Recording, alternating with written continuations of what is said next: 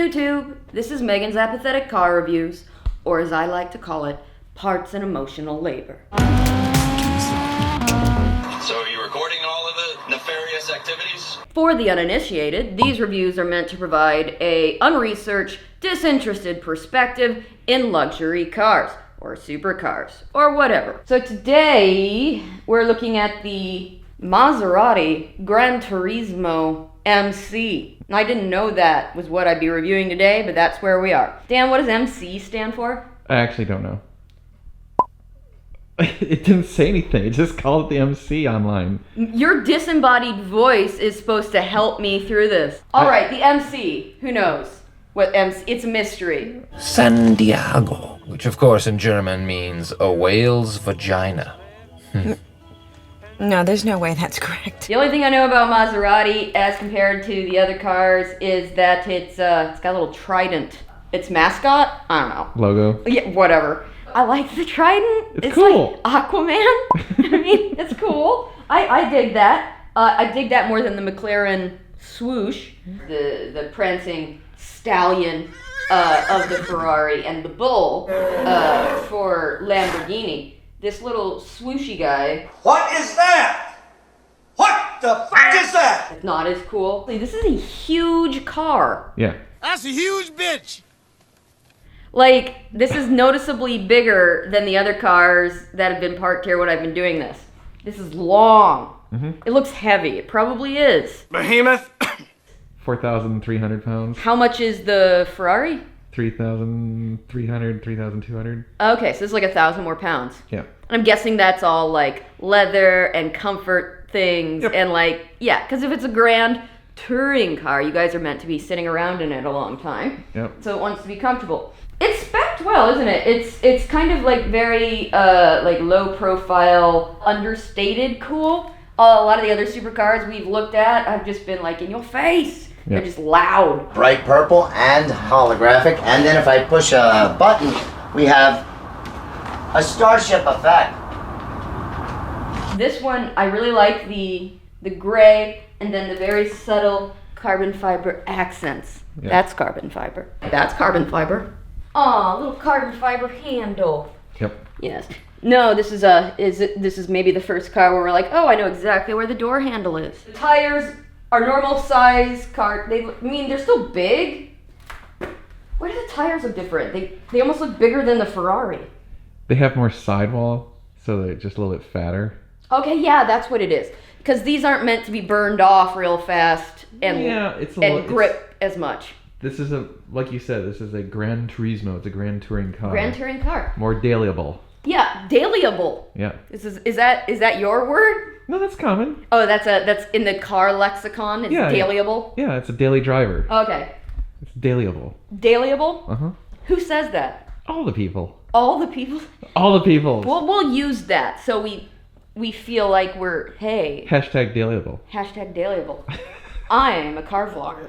It looks like a daily driver with cool accents, and it's huge. Yeah. It's huge. I gotta say, my personal opinion, as big as this is, and like, I've just got a personal bias. I don't like gigantic cars. They're disconcerting to me, because when I'm driving big cars, even though this makes no sense, I feel like I have less control of them. I don't know why I feel so in control in littler cars, but I do. Like the big ones, I feel like I'm in a boat, and I'm in both lanes. It looks like a dailyable car. It looks like a dude who has other fun cars and drives this to the office, which is exactly what's going on here. In the case of this car. That's spot on. That's what this is for. They don't want their daily driver to be a Jeep Grand Cherokee. They still want to be cool, even on days where they can't drive their supercar. This reminds me of the Jaguar a little bit. Yeah.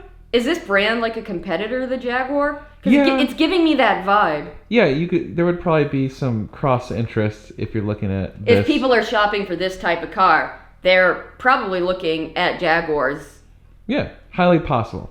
Yeah, no, because that's the same vibe it's giving me. Got Scoopy things. Scoopy things, again, this is a detail where it's like daily driver, but you know what this daily driver says? My other car is a Ferrari. Yeah, he's like, look how cool, like, yeah, my other car is a supercar. You know something cool? What? That's carbon fiber. It really is? Yeah. It's just painted. Oh. See? Listen. Is that how I know? Yeah. This is composite, the bumper. Why did they spend the money to make the hood carbon fiber? It saves a ton of weight. Why didn't they do more of that then? There is quite a bit on this car. Oh, Look at the okay. underside. But it doesn't come in that pattern when it's manufactured. Yeah. Does it? Yeah. Like, oh, okay. Yeah, see, it's all carbon fiber. I guess they want people to know that's carbon fiber. Yeah, no reason to paint the underside. Oh yeah, I guess not. Wow, the engine's a little bit harder to get at, isn't it? It's got a lot of plastic crap around it. Oh yeah, I remember when you and Tim did a major on a Mozzie. Yeah, that was the same Wait, thing. a major? No. No, well, It's not a major. it's just the annual service. Ah, okay, annual service. Oh, bullseye too. Look Dude, at that. brilliant. Oh, no. They do have what they call a major and a minor service on that car, but it's not the same. As ripping an engine out. Right. Okay, yeah. I like the engines. I like that. That's cool. Same exact engine block that's in my Ferrari. The 458? Yep. Okay. And the 430. Maserati must be Italian. Yes. So the companies are Ferrari and Maserati owned by the same people that they share parts? I don't think so, but How do they you end know, up with the same parts if they don't? Ferrari sells them the engine. Oh, okay. So they're Ferrari's patron. Yeah. They're buying parts from Ferrari. But Ferrari said they're no longer going to do that in 2022, I think. Just for Maserati or for nobody? For Maserati. Maseratis have had Ferrari engines for a very long time. What's the story behind Maserati? Was there a dude named Maserati? The company was actually founded by Alfieri Maserati, who had a passion for racing. Get this car's been in production since 2007. Really? And still is. I mean, They're that's, still making it today. that's a lot of years. But like the Corvette has been in But they production changed forever. the body. This is the same thing. Oh, it's kind of like Porsche in that way. But Porsche even changes the body at least a little. Not discernibly very much no. until you get into their hypercar range, at which point it looks like an alien. If you're gonna do a Porsche 918 Spider, doing it in this acid green is a good decision. Porsche's had 911s forever, and they look similar, but they do change them like every decade or so. And you feel like this one just hasn't changed. They haven't. The outside is the exact same as it started. They've Well- changed the engine, they've changed the transmission, they've changed the interior. I gotta say, if this car was designed in and around 2007, aesthetically, it doesn't look very dated. No. It's very pretty. Yeah, they did a good job. What particular year is this car? 2015. Okay. The wheels seem sturdy. I think with this particular color scheme that it's good to go this monochromatic on the rims. I see a lot where dudes, they wear like a tasteful dress and then you put like the wild heels on. Like a lot of dudes do that with the rims, don't they? Yeah. Look Yeah. at Adam's Porsche has those orange Yeah, things. oh, I see that a lot because that's like the place to do something fun, but not like let's not go crazy here. Sure. But like the fun accessory, got a little hat, my shoes. Oh, these are cool little venti guys. I like those. That's again, it's understated, but you understand the person driving it from looking at it. This is not a normal car, and that he is presumably the man driving this car is got people to see, places to go, man about town. Bye, sell. Always be closing. A always B, B, C closing. Always be closing.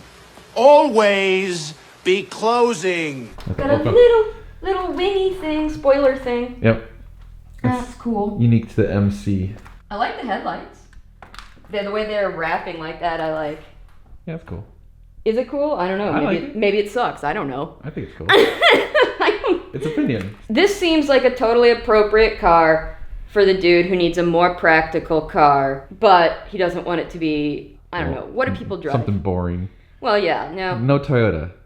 Not Toyota, but he's looking around, he's going shopping, he's looking at You know what it is? It's what? someone who doesn't want yet another Mercedes or BMW. That's a good point. It's Yeah. like you see those everywhere, and you're like, you know what? I don't want one of those. I want to be different, but I still want that kind of caliber. Okay. Maybe even a little bit higher, because this is really expensive, brand new.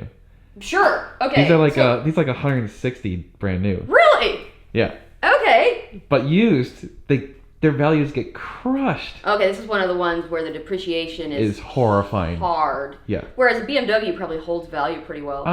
No. It used to. They used to. Not they're anymore? they're too common now. Oh, okay. Same with Mercedes. That's the other thing about those BMWs. BMW is another one with like Porsche and BMW. They stay the same all the time. They look the same, I swear to God, year to year. And you can't tell the $60,000 BMW from the $180,000, except that maybe it says M something on the back. That would give you an indication. Well, now they start putting M on all sorts of crap too. I know. Those cars all look the same. Why buy the supercar version of the BMW if you get this $60,000 one? Not in the market. Never gonna buy any of these cars.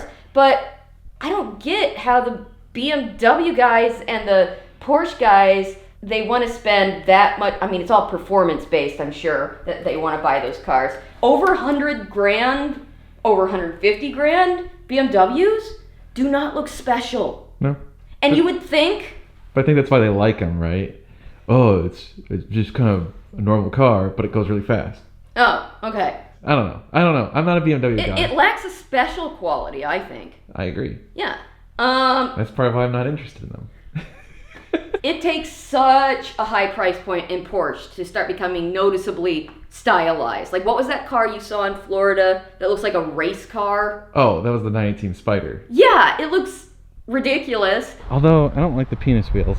But that's kind of what, like, at these higher price points I expect. Yeah, that's $1 million car. Yeah, okay, nobody thinks that's a normal car. No. Even if you think it's ugly, which I don't think it's very attractive, you know that's a special car. And it probably goes real fast. Very. I think that's perfect. This is for the dude who doesn't want to be yet another guy at the law firm driving up in a BMW. He's not an orthodontist with a successful practice in the fancy part of town. No, this is Maserati guy. He's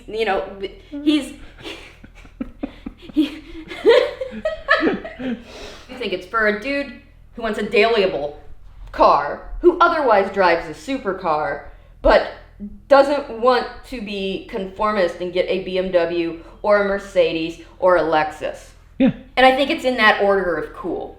BMW, Mercedes, Lexus. BMW's cooler than Yeah. Mercedes, then cooler than Lexus. Yeah. Okay. What does Lexus make a cool car? They did. They made the LFA, which was insane. And they actually have a newer thing that's actually sort of cool, but again, it's a Lexus. I don't know. It's a Toyota. It's a Toyota with different stickers. You know, when I think of Lexus, it's like, I am a real estate agent. A lot of people ask me how I became the #1 real estate agent in the world. People to some degree purchase cars that are a reflection of them. Oh, 100%. You know, like, 100%. and you can kind of, as you get to know a person, understand why they're driving the car they are. A Lexus is like, I'm showing houses in the fancy part of town. Let me drive you around. Would you like a mimosa? Is this easy to keep clean at this color? No, it's too close to black. Okay, and black is the hardest. Black is the hardest to keep clean. Okay. And it's very dark gray. So it's, Yeah, it's like graphite color. well, it's got a ton of metallic, so you really don't want to scratch that because it's going to be expensive to fix. Anytime something has more metallic flake in the paint, it's harder to deal with the paint. If it gets scratched, yeah. If it gets scratched. It's harder to make it look like the same. They can't blend it very easily. Sure. Okay. I guess we should go inside. Okay. Welcome to my grand touring car. That opens. That is a very... Oh, look at this, like, chocolate brown interior. Yeah. I wasn't expecting that. The windows were tinted, so I couldn't really tell that. All right. Wow, this is raked back. Wow. This is like a deep seat. What's going on here? Okay, sorry, Rich. I always screw up every dude's configurations. Why is there a clock in the middle of a dash? Because it's classy. It just seems like a waste of space. Yeah. Oh, little carbon fiber steering wheel. There's a switch on the side of the steering wheel. They'll move it. Oh. Yeah, no, I see. It's where all the heavy stuff comes in. This big electronic panel here, and it's got Bose speakers in it, and all these are probably incredibly heavy seats. You look at the supercar and the hypercar seats, and they're just basically like a piece of fiberglass with a thin overlay of leather. Maybe. Yeah, these are like, you could put these in your living room. They're comfortable. I mean, yeah, they are comfortable and they're substantial. I can't see the hood of the car. Do you see the hood of the car when you drive this car? Not really, no. It like kind of dips down right from the start. I don't know why that gives me a disconcerted feeling. Like that. It makes it hard to judge the front of the car. Yeah, it's disconcerting to me that I can't see any part of my front car, and it does make it harder to judge when you're parking or how close you are to another car. But I suppose this car has the benefit of technology such that if you get close to a car, it starts yelling at you. Well, Really? so it's still Italian. Oh. The, Your Ferraris have that? Yeah, but it's like really expensive and it's an option. Well, this has parking sensors. Is that like more of an American feature? Is the sensors? I think it's becoming more of like standard nowadays, but this was 5 years ago. Oh, okay. So people were still not getting it as often as you think. And believe it or not, there's no reverse camera. And all of this, there's no reverse camera. There's all this screen and all. There's no reverse camera. Correct. Man, I mean, it's pretty inside and it's very comfortable. I can totally see why people would want to cruise in this. A lot of little carbon fiber inserts. So if this doesn't do backup camera, what does this do? Is this... It's like infotainment, like your Oh. radio and... Is that all though? Yeah, it might Doesn't have... do like GPS or anything Oh, like I guess that? it does because it has a button that says map, Oh, okay. Well, there's something. but it's probably pretty crappy. Yeah, it looks like a big, substantial, heavy piece of technology to put in here, not have backup cameras. Keep in mind, this car first came out in 2007, and they didn't really change that a whole lot until actually just this last year. Oh, okay. They finally put in like a touch screen. Oh, okay. Oh, I like this like little lip of carbon fiber. That's pretty. Okay. Is it in reverse? It says on the dash. Oh, okay. I'm a Maserati owner. I am of a certain age, but I'm still with it. And I am not basic. I refuse to buy a BMW. This is my dailyable car, which is as unique as me. You should push the button that says sport Why? because it makes it cooler. Well, doesn't that give it less traction control? No, Okay. Usually in sport, that's what it means in the Ferrari. no, it makes When you it... press sport, it means that the ass is going to kick out. No, traction control is that button. Okay. We're gonna leave that on. But if you push sport, it makes it louder. Oh, okay. I guess for our purposes, that's good.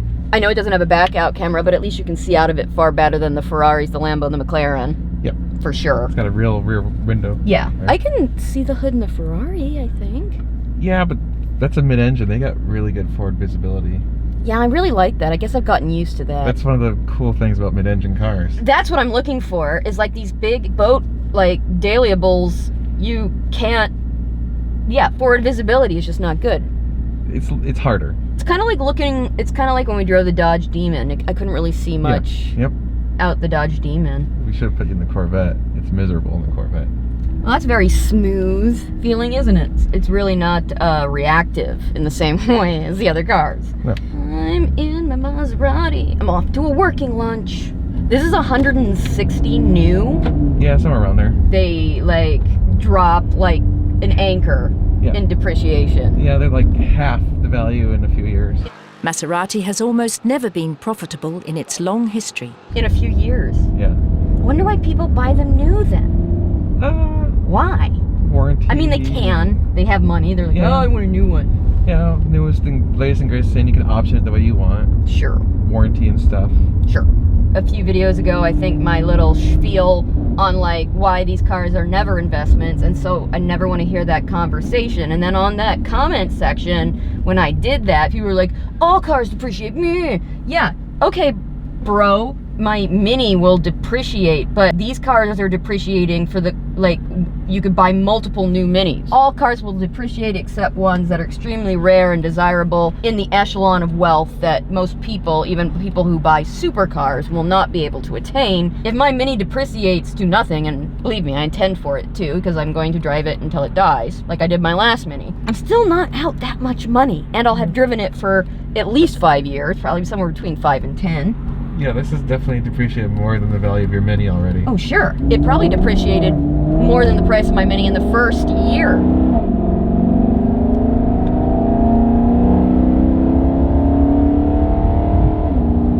Yeah, this car is heavy. Like, I need to manage my expectations, because all the cars you bring home for me to drive, I mean, this is a nice car. Which, it blows my mind that I'm like, oh, it's kind of heavy, schloggy. It's definitely heavy, I can feel that. How many horsepower in this car?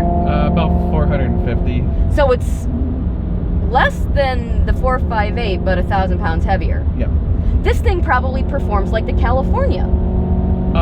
It's a little bit slower than the California. Okay. Yeah, I think it feels most similar to the California of all the cars I've driven. Which makes sense, they're both touring cars. Yeah. Fairly good brakes there. Not like the Ferrari brakes, but good brakes. Is this one where you do this? Yeah. Or do I have to touch Nope. the button? That's Okay, it. I don't want to break anything. No. Okay. Like my fear is doing one of these reviews and be like, oh, I'll adjust my, my rear view mirror, and it's like, ka-ching, and I'm like, no. Speaking of BMWs, Yeah. see that's an M3. Yeah. No. How much is that car? Probably like $80,000 or so. And I really don't think you would know that. No. Looking at it, the guy who buys this car is really directly competitive with the guy who bought that car in terms of what they want in a dailyable car. I would say so. Yeah. Except this one's like twice as much new. Sure. So that What do you get for twice as much? Because the M3s are supposed to perform pretty darn well. Oh, they do. They're very fast. Do the M3s outperform this one? Sure. Like, I'm trying to understand the merits of, but I do. I have to remember this is not the one that this gentleman who owns drives to go have a little thrill, a little joyride. This is his everyday car. This is the car he takes the kids to school in.